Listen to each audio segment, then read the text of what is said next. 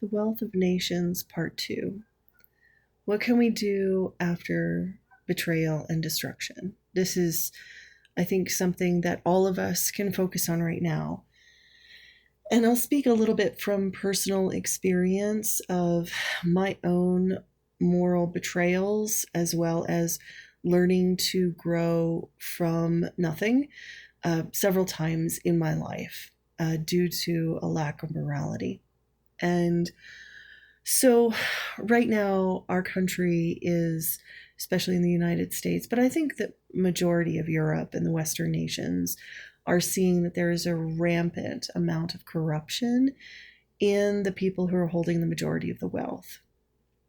And not only that, is that they are contributing to the destruction of our environment.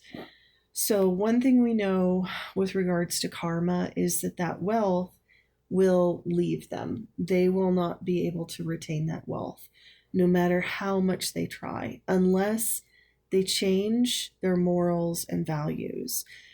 Which, I think at this point, I don't think that they would listen or care because of the amount of corruption that runs deep into their generations. So, what can we do as little people?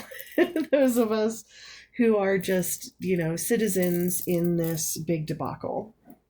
Well, one of the things you can do is you can focus on applying those four principles into your own life.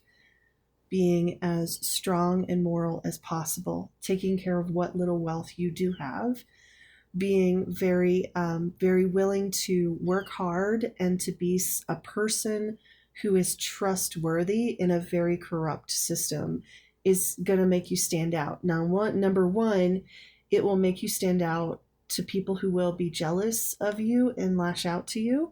So you need to learn the discernment of, is this person wanting to connect with me because they want to steal what I have?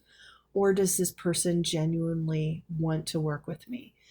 What you need to do is look at their work ethic. If this person spends most of their rhetoric and time talking about how they are a victim, how other people have maligned them, most likely they are not doing the work. But if they come to you and say, hey, I've done this, this, this, and this, I would like to contribute and work with you, that is somebody who has more of a moral framework for you to work with. So you look to people who are not complaining, but people who are saying, hey, I'm willing to do this work. So that's number one. You need to, and number two, you want to look at cleanliness. And I know this sounds so superficial, but is the person clean? Like, do they take care of their home? Do they take care of their family? Do they take care of their body? And now they don't have to be like, because I know like with modern medicine, a lot of people can just take a drug and lose a lot of weight. But like, do they care about the food they eat and the water quality of the water that they imbibe? Is this a part of their ability? Now, a lot of people who are poor, and I just want to stress this, you take this with baby steps. It's going to take a while to clean up your life if you have lived in abject poverty. And I've experienced places where I was quite nearly homeless and I had no family and no network and I had to grow slowly. And that requires a lot of boring, hard work, showing up to work every day, being a trustworthy employee, being somebody that people can rely on, budgeting your money, not spending money on frivolous things, but spending money on things that help you thrive and live a good life, focusing on prayer, mantra, being able to practice yoga. You can practice yoga in your own living room. You don't need to go to a fancy studio. There's videos for free on yoga, tai chi, any kind of sacred movement practice. Dedicate at least an hour of your day towards self-betterment practices. Meditate. It costs zero to meditate. Meditate twice a day. Connect with yourself. Clean your house at least once a week, maybe even twice a week. Make sure you take a shower every day. and make sure you're bathing, taking care of yourself, wearing healthy clothes of natural fabrics. It may not be fancy, but these are the sort of things that build the energy structures of your life that align you with the earth.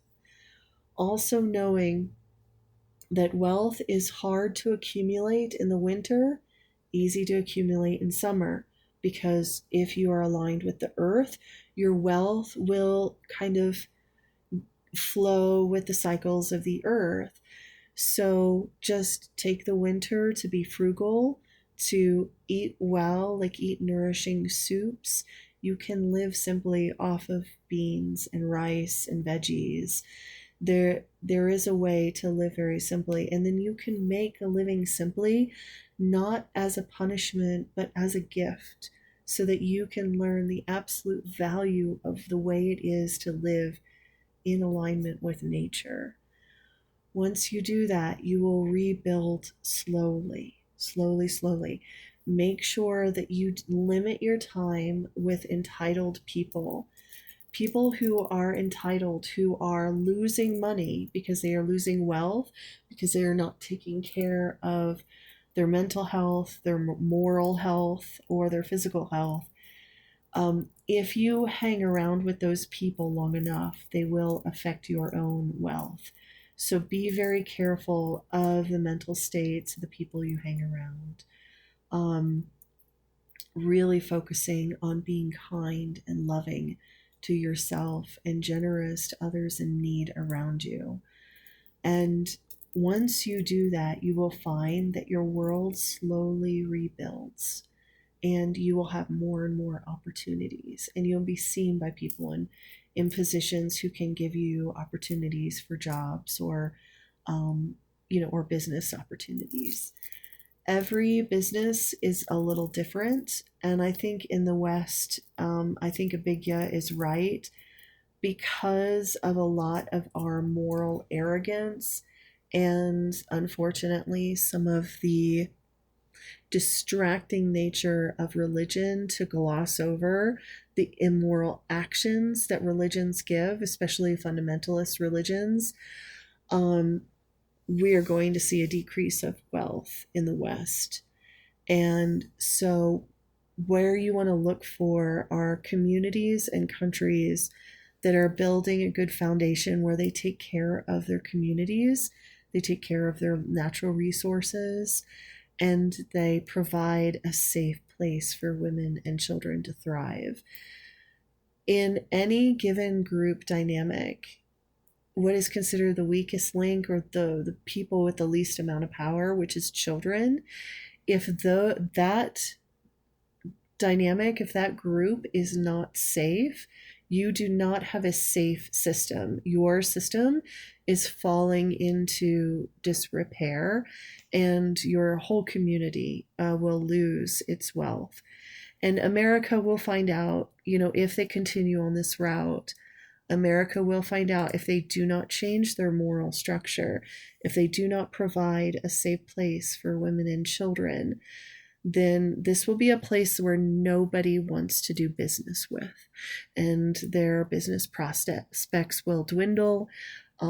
If they keep going on the path of wealth inequality, there will be continued violence and threat of civil war, because that's even in the runic framework. If you have a brother who gains a lot of wealth and he does not give to his brother so his brother's family can eat, then they will go to war with each other. And so it's very important to remember that equal distribution of wealth, making a safe place for children, having good cleanliness and a good environment and moral structure, if those things are not fulfilled in the West, those Western powers will fall.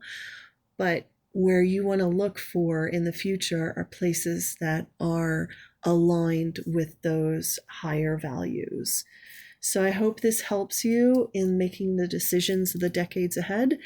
And good luck to everyone, and may you have a prosperous and healthy future.